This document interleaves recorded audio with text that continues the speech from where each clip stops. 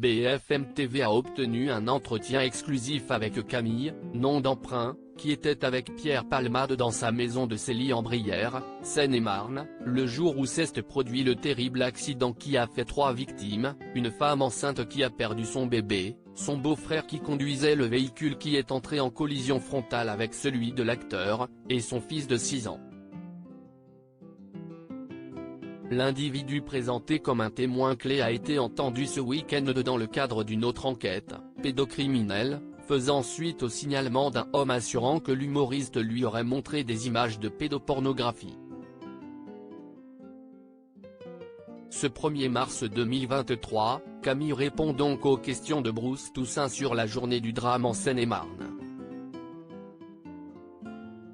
Il se trouvait en effet depuis la veille de l'accident dans sa demeure, actuellement mise en vente. Proche de l'acteur avec qui il partageait depuis 3 ans environ des soirées sous le signe du sexe et de la drogue, chemsex, il s'était rendu plusieurs fois par an dans cette grande demeure de banlieue. La nuit du 9 au 10 février était festive comme tant d'autres, et il baignait dans les produits stupéfiants avec 2 ou 3 autres personnes, certainement celles qui ont ensuite été les passagers de sa voiture. Devant les enquêteurs, l'acteur avait admis avoir pris de la drogue non-stop 3 jours avant les faits, sans dormir. Camille a quitté les lieux dans l'après-midi précédant le tragique accident, se sentant de trop et voulant éviter une dispute, lui qui pouvait trouver le comédien agressif sous l'emprise des produits illicites. Une fois chez lui, il apprend la nouvelle du crash et tente de joindre Pierre Palmade, en vain. Il s'estime chanceux de ne pas avoir fait partie du convoi et a une pensée pour les victimes. Cependant, il ne culpabilise pas, ne se sentant pas responsable des faits. Une collision qui aurait pu avoir lieu plus tôt dans la journée puisque l'humoriste avait déjà pris la voiture, dans la matinée, il conduisait déjà défoncé. On l'était tous. On allait à la pharmacie, explique Camille. Quant au fait de l'empêcher de prendre le volant, il a cette phrase radicale, on était trop défoncé pour l'empêcher.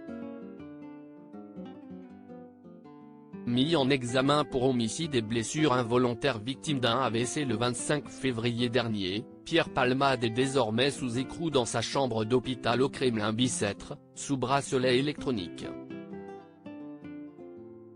La Cour d'appel de Paris a confirmé la détention provisoire, nécessaire pour prévenir le renouvellement de l'infraction et préserver les investigations en cours, a indiqué à l'AFP une source proche du dossier.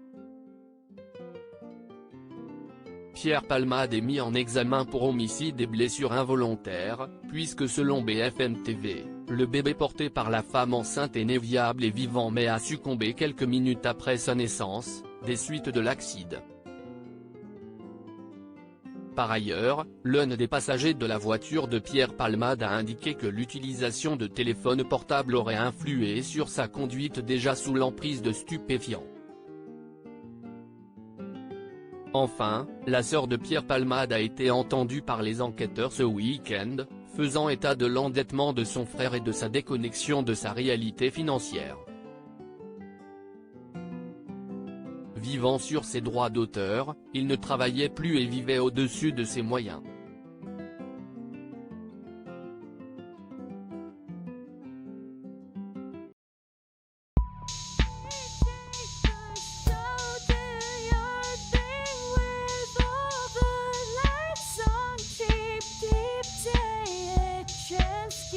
Keep